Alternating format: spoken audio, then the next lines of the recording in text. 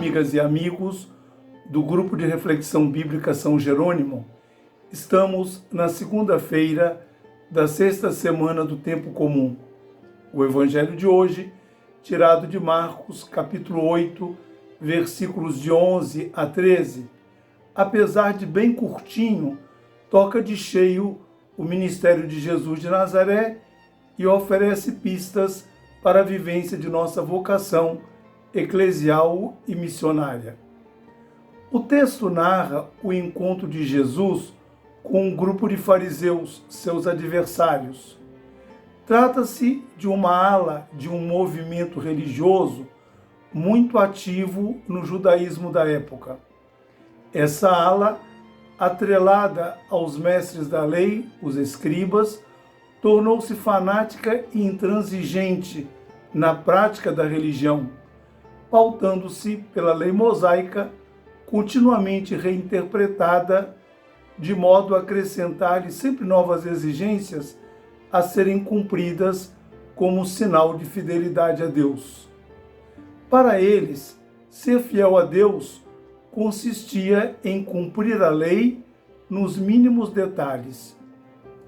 Como os evangelhos referem-se apenas a essa ala do legalismo farisaico, chamando-os de hipócrita, os leitores cristãos correm o risco de pensar que todos os fariseus eram legalistas e discriminadores, quando de fato havia muitos fariseus cheios de amor no coração.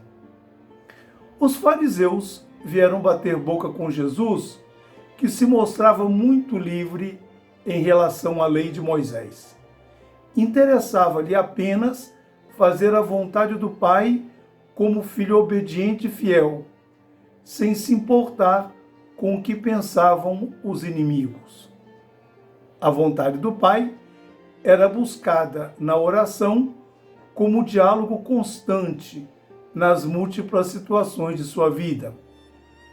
Daí provinha a liberdade com que ensinava, com que tratava as pessoas, como se posicionava em relação às coisas da religião, deixando furiosos os fariseus. Eles queriam que Jesus apresentasse um sinal vindo do céu, isto é, de Deus, que desse credibilidade a seu modo de proceder. Muitas passagens da Bíblia narram pedido de sinais. Pensemos, por exemplo, em Êxodo 4, de 1 a 7, onde se fala dos sinais que autenticariam a missão de Moisés. Pensemos em Juízes 6, 36 a 40, onde Gedeão pede a confirmação de sua missão por meio de sinais. Pensemos em Isaías 7, de 10 a 16, onde o profeta oferece ao rei um sinal de que Adonai protegeria seu povo do ataque inimigo. No caso de Jesus, o problema estava em quem lhe pedia um sinal e não no sinal em si. O Evangelho diz que os fariseus queriam pô-lo à prova, ou seja, eram mal intencionados, sem qualquer disposição de dialogar, tampouco de valorizar o ministério de Jesus. Pelo contrário, estavam de tocaia para pegá-lo em alguma palavra e assim poderem denunciá-lo às autoridades. A observação de que Jesus suspirou profundamente em seu espírito dá a impressão de que ele estava já para perder a paciência. Acontece quando respiramos fundo diante de algo que nos irrita muito para não perdermos as estribeiras. A armadilha dos fariseus esteve a ponto de fazer Jesus sair do sério. Sua resposta, por um lado, foi firme, por outro, não caiu na armadilha dos adversários. Ele disse: por que esta geração procura um sinal? Em verdade vos digo que a esta geração nenhum sinal será dado. Jesus recusa-se a dialogar com quem está decidido a eliminá-lo, como se diz já em Marcos, capítulo 3, versículo 6. Não vale a pena perder tempo com esse tipo de gente. Por isso, Jesus, deixando-os, embarcou de novo e foi para outra margem.